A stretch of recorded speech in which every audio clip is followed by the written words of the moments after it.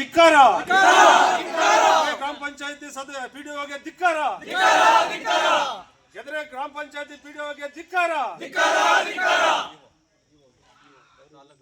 ಆಡಳಿತಕ್ಕೆ ತಾಲೂಕು ಆಡಳಿತಕ್ಕೆ ತಾಲೂಕು ಆಡಳಿತಕ್ಕೆ ವಿಸ್ತಾರ ನ್ಯೂಸ್ ಅಂತೆ.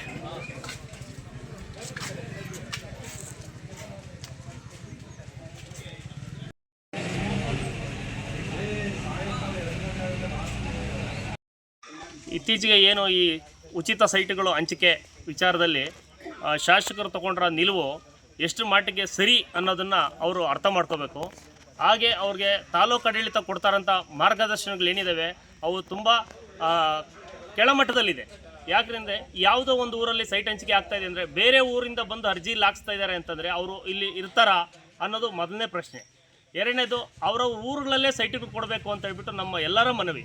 ಈಗ ಒಂದು ಸಿಂಗಾನಹಳ್ಳಿಯಲ್ಲಿ ಕೊಂಡಾಪುರದವರು ಮತ್ತು ಬಂದ್ರಳ್ಳಿಯವರು ಮತ್ತು ಬೇರೆ ಊರವ್ರು ಬಂದು ಇಲ್ಲಿ ವಾಸ ಮಾಡೋಕ್ಕೆ ಆಗುತ್ತಾ ಅನ್ನೋದು ಅವ್ರಿಗೆ ಅಷ್ಟು ಮಾತ್ರ ಕಾಳಜಿ ಇದೆಯಾ ಅನ್ನೋದು ಒಂದು ದಯವಿಟ್ಟು ಯೋಚನೆ ಮಾಡಬೇಕು. ಸುಮ್ಮನೆ ನಾವು ಸೈಟ್ಗಳು ಕೊಡ್ತಾ ಇದ್ದೀವಿ ಅಥವಾ ನಾವು ಶಾಸಕರಾಗಿದ್ದೀವಿ ಅನ್ನೋ ಒಂದೇ ಕಾರಣಕ್ಕೆ ಮಾತ್ರ ಮಾಡಬಾರ್ದು.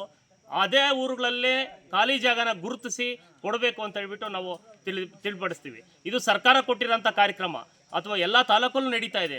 ಇದನ್ನು ನಾವು ಸರ್ಕಾರ ಮಟ್ಟದಲ್ಲಿ ತಹಶೀಲ್ದಾರ್ ಆಗ್ಬೋದು ಅಥವಾ ಇಒ ಆಗ್ಬೋದು, ಆ ಗ್ರಾಮ ಪಂಚಾಯತಿ ಆ ಊರಿಗೆ ಸರ್ವೆ ನಂಬರ್ಗೆ ಸಂಬಂಧಪಟ್ಟಂಗೆ ನೋಡಿ ಅಲ್ಲಿ ಖಾಲಿ ಇರೋಂಥವ್ರನ್ನ ಗುರುತಿಸ್ಕೊಡ್ಬೇಕು. ಖಾಲಿ ಇಲ್ಲ ಅಂತಂದರೆ ಸರ್ಕಾರದ ಮಟ್ಟದಲ್ಲಿ ಹೇಳಿ ಪರ್ಚೇಸ್ ಮಾಡಿ ಆ ಊರಲ್ಲಿ ಕೊಟ್ಟರೆ ತುಂಬ ಅನುಕೂಲ.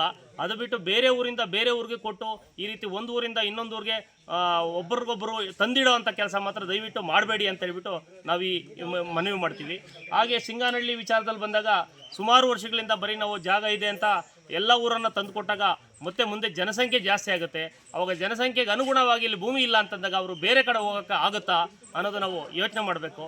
ಇದನ್ನೆಲ್ಲ ಪರಿಗಣಿಸಿ ನೀವು ದಯವಿಟ್ಟು PDO ಆಗ್ಬೋದು, ಇಒ ಆಗ್ಬೋದು ಮತ್ತು ಶಾಸಕರಾಗ್ಬೋದು ಇದನ್ನೆಲ್ಲ ಪರಿಗಣಿಸಬೇಕು ಅಂತ ಹೇಳ್ಬಿಟ್ಟು ನಾವು ಮನವಿ ಮಾಡ್ತಾ ಇದ್ದೀವಿ. ಅಣ್ಣ, ಅಂದರೆ ಒಂದೇ ಊರಲ್ಲಿ ಒಂದು ಎಕ್ಸಾಂಪಲ್ ಒಂದು ಊರಲ್ಲಿ 4-5 ಜನ ಸೆಲೆಕ್ಟ್ ಆಗಿರ್ತಾರೆ, ಒಂದೇ ಊರಲ್ಲಿ ಕೊಡೋಕ್ಕಾಗಲ್ಲ ಅಂತ ಪಂಚಾಯತಿ ವೈಸ್ ಮಾಡ್ತಾ ಇದ್ದಾರೆ. ಪಂಚಾಯತಿಗೆ ಇಷ್ಟು ಅಂತ ಹೇಳ್ಬಿಟ್ಟು ಅದ್ರ ತಪ್ಪೇನಿದೆ ಅಂತ ಹೇಳ್ತೀರಾ ನೀವೀಗ? ತಪ್ಪೇನಿದೆ ಅಂದರೆ ಈಗ ಅದೇ ಊರಲ್ಲೇ 4-5 ಜನ ಕೊಟ್ಟು ಇನ್ನು ರಿಮೈನಿಂಗ್ನ ರಿಸರ್ವ್ ಮಾಡ್ಬೋದಲ್ವ ಜಮೀನು. ಮುಂದಿನ ಪೀಳಿಗೆಗೆ ಅನುಕೂಲ ಆಗುತ್ತೆ, ಹಿಂದಿನ ಪೀಳಿಗೆಗೆ ಅನುಕೂಲ ಆಗುತ್ತೆ. ದೇವಸ್ಥಾನ, ಸ್ಕೂಲು, ಚರ್ಚ್ಗೆ ಅನುಕೂಲ ಆಗುತ್ತೆ. ಈಗ ಬೇರೆ ಊರಲ್ಲೂ ಜಾಗ ಇದೆ, ಯಾವ ಊರಲ್ಲಿ ಜಾಗ ಇಲ್ಲ, ಸರ್ಕಾರದ್ದು ಎಲ್ಲ ಊರಲ್ಲೂ ಇದೆ, ಅದನ್ನು ಗುರುತಿಸ್ಬೋದಲ್ವಾ? ನೀವು ಹೇಳ್ತಿರೋದು ಆ ಊರಾಗ ಅವ್ರು ಕೊಡಲಿ ಅಂತ ಹೇಳ್ತಾ ಇದ್ದಾರೆ. ನಿಮ್ಮ ಹೆಸರಣ್ಣ? ಮಂಜುನಾಥ್ ಅಂತ. ಗೆದ್ರೆ ಪಂಚಾಯತಿ ವ್ಯಾಪ್ತಿಯಲ್ಲಿ ನಡೆದಂಥ ಉಚಿತ ನಿವೇಶನಗಳನ್ನ ಹಂಚಿಕೆ ಮಾಡುವಂಥ ಒಂದು ತಾಲೂಕು ಆಡಳಿತ ಮತ್ತು ಕಾರ್ಯಾಂಗದ ಒಂದು ಶಾಸಕಾಂಗ ಮತ್ತು ಕಾರ್ಯಾಂಗದ ಜಂಟಿಯಾಗಿ ಮಾಡಿರುವಂಥ ಒಂದು ಕೆಲಸ ಒಂದು ಅವೈಜ್ಞಾನಿಕವಾಗಿ ಕೂಡಿರುವಂಥ ಕೆಲಸ.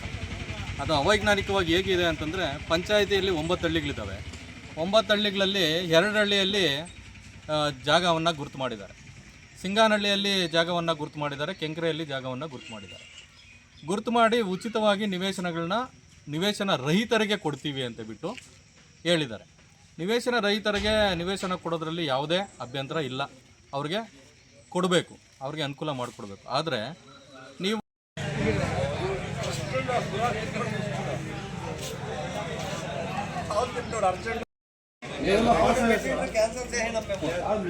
ಅದು ಅನ್ನೋದಲ್ಲೇ ಫಿಟ್ನೆಸ್